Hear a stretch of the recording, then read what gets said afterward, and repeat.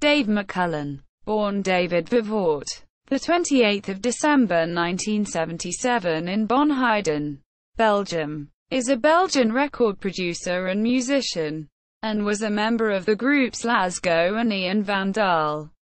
After Evi Goffin was forced to leave in 2008, and Peter Luts and Jeff Martens as record producers, the latter replaced founding member Dave McCullen.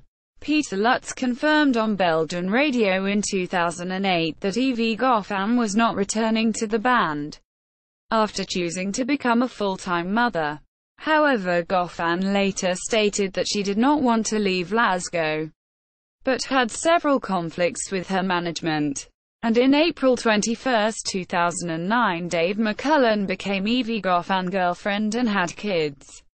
His most famous pieces and remixes include Cocaine in My Brain, Rave Heaven, B*TCH, an O54 hit in the UK singles chart in 2005.